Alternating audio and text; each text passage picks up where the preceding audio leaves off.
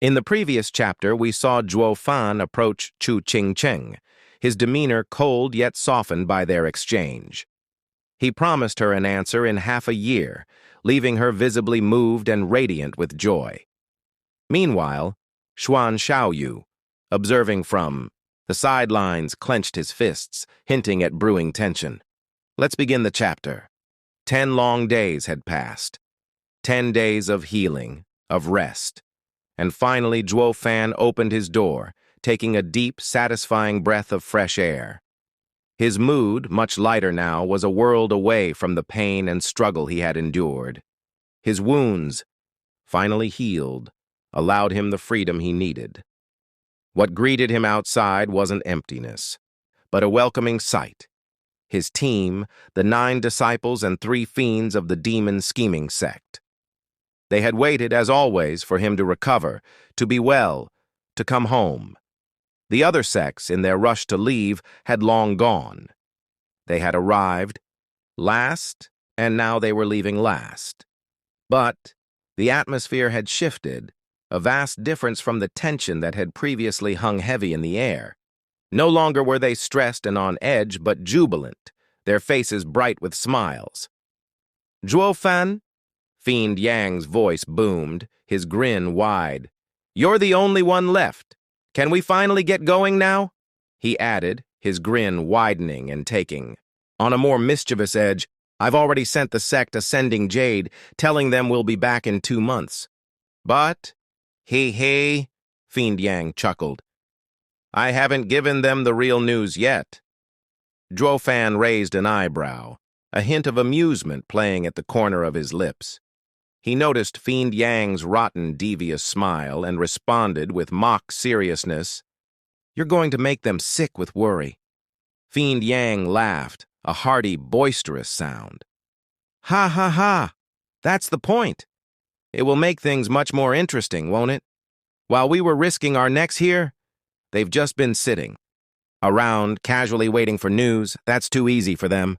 He then winked at Zhuo Fan, adding in a more conspiratorial tone, "You're leaving anyway, so why not use this little chance to get back at those old fools while you still can?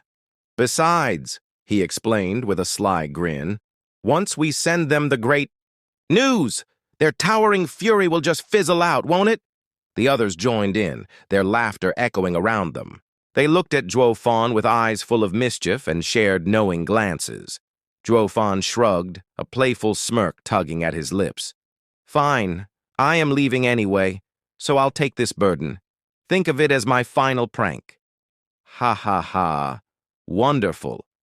That's our great steward," Fiend Yang exclaimed, patting Zhuo Fan's shoulder with hearty approval. The others nodded in agreement, their eyes soft, filled with something akin to affection and perhaps a little sadness. They knew their time with Zhuo Fan was quickly coming to an end. "Zhuo Fan!" a girl cried out, her voice filled with a sudden sense of panic. Zhuo Fan turned to see Yongning, her eyes wide with shock. "Are you leaving the demon scheming sect?" she asked, her voice trembling slightly. "Where are you going? You better give us a clear location or we won't be able to find you." Zhuo Fan's expression softened. His eyes were kind as he looked at her and replied gently, "You don't need to look for me. Once I finish my report with the demon scheming sect, I'll be going home, back to Tianyu." "Really?" the girls cried, out, a chorus of happy excitement washing over them as they all cheered.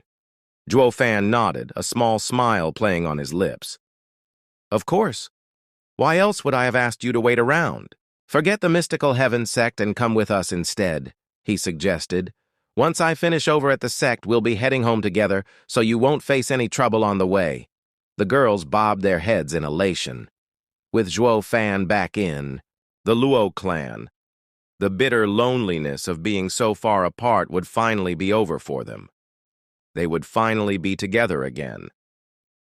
But a pang of sadness hit them, a reminder that Chu Qingcheng couldn't come along. More than anyone, they knew she knew Zhuo Fan best. Even though they were rivals, the thought of her not being around Zhuo Fan felt like a great loss. They would miss her presence as much as he would. They remembered Chu Qingcheng's graceful stance and her calm demeanor, how she had moved them all. If they could have all gone together, it would be so much better. "Now let's get moving, Zhuo," Fan shouted, snapping them out of their thoughts. He turned to head out, and seeing them all still standing there, the girls quickly caught up.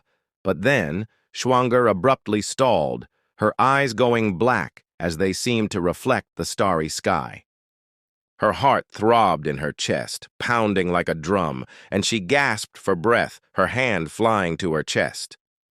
"What's wrong, Schwanger?" Yongning said, her voice full of immediate concern. Zhuo Fan frowned, his eyes narrowed. He quickly stepped closer and asked, his voice concerned, "What happened?" I don't know," Schwanger replied, looking lost and confused as she shook her head. "My heart suddenly became frantic, my head dizzy. But I'm better now," she finished, trying to regain her composure. She had felt a sudden, inexplicable danger, as if someone was coming for her, about to strike. But the feeling had vanished as quickly as it had arrived. Zhuo Fan looked around the area, scanning every shadow and corner with a careful gaze, before slowly letting his mind at ease, coming to the conclusion. "It must be that Schwanger is unwell. Once we return, she'll be getting better." And so, they left the Double Dragon Manor, completely unaware that Schwanger's frantic heart was not just an illness, but a grim omen of the future. In the depths of a forest, a rock covered in a thick layer of moss was suddenly pulverized, turned to dust in an instant. Sunlight, a rare visitor, shone down into the depths of a dark and humid cave, a place long hidden from the world, unseen. Two panting figures, breathing heavily, stood before the sunlight in joy and triumph. "Second Prince, we finally found the Yun clan ancestral home. Ha ha ha!" The profound heaven expert, cloaked in all black, looked to the other man, his voice filled with glee and relief. Grinning widely, the youth nodded, clutching a piece of yellow silk tightly in his hand. "So many years, so much effort, and now we've finally found this accursed place."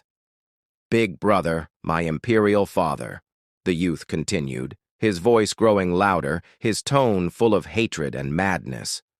"Once I crack the Yun clan ancestral home secret, I will find the best warriors in the western lands, and I will return these lands to the Yuan clan. I will have my revenge. And you, old third, you dishonorable pig, your days are at an end. Ha ha ha ha!" The youth then cackled, his eyes wild with a consuming, burning hatred. The guy in black sighed, nodding to himself in quiet understanding, his face grim. The lies the Crown Prince weaved have the second prince seeking revenge, rather than instructing us. He was truly wise in that. Only hatred can make one seek revenge, a much stronger motivation than any other. These men were Crown Prince's men, his most loyal, the true believers. They had no feud with the imperial family, nor with Yuan Kong. After the Crown Prince's death, all of his loyal followers were wanted across the entire nation, forced to scurry like rats, hiding in the shadows for so many years. They had become worn down. The fight was slowly being beaten out of them, and it was even worse for the men who went with the second prince, in his quest for the Yun clan ancestral home. The bitter life they had endured over the past years, the constant dangers they faced, it had proven to be too much for many of them. One by one they had left, abandoning their mission, leaving only him all alone. Even he himself had to beat a hasty retreat against some of the dangers they faced, simply to survive. Now, thanks to the Crown Prince's manipulation of Yuan Yang to seek revenge, with his help, they had finally arrived. This was yet another proof of how hatred could drive a person to no end. It can turn the weak into a powerful force, a single-minded determination, no matter the risks or sacrifices. If it had been a mission of their own, they would have abandoned it long ago. Only the second prince, driven by his need for vengeance, had persevered, determined to restore his empire no matter what. The guy in black even found himself beginning to admire the second prince, even though the clueless royalty was being played. Like a puppet, controlled by a string, he was proving his worth through this mission. Looking ahead, the guy in black took the lead, his tone now serious. "Your Highness, I'll scout ahead. Stay behind me and be careful." "Thank you, He Ying," the second prince responded, his voice sincere. "You are far too humble. He Ying, without you, I would have never made it this far." The second prince sighed, his voice heavy with emotion, being close to him for the entirety of their journey. "To find the Yun clan ancestral home, we've been through so much danger, faced so many threats, and lost our way more times than I can count. We've even been trapped again and again. In the end, how many died? How many have been lost along the way? And now, I am alone, with you as my sole companion to share life and death with. From now on, you are my brother." The guy in black felt a shock go through him. He was truly touched to the core. He had never imagined that the second prince they were ordered to use as a pawn would treat him this way with such respect and genuine warmth. He suddenly felt ashamed. He wanted to spill the beans about everything, to reveal the crown prince's treachery and stop the second prince from suffering any more for a revenge that was never his. Everyone had a heart, even the crown prince's most die-hard followers. Having spent so many years with the second prince, he was undergoing a profound change of heart. He no longer saw him as a tool to be used, but a comrade. He couldn't bear to see his new master being hurt anymore, suffering and risking his life for following this stupid, senseless hatred. But that would mean betraying the crown prince's final wish.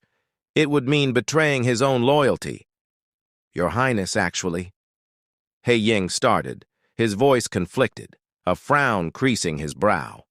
He wanted to say something important. He needed Tano, but then, in his moment of carelessness, he stepped onto something unseen, hidden by the darkness and fallen debris, and he suddenly fell. Plop! In the darkness, He Ying suddenly vanished. The second prince cried out, fear in his voice. "He Ying!" Then, what followed was the second prince falling as well. He was falling into the same unknown trap. He looked down at the darkness that seemed to stretch on forever, and all that was there was nothing but utter blackness, a dark, gaping hole that was swallowing him whole.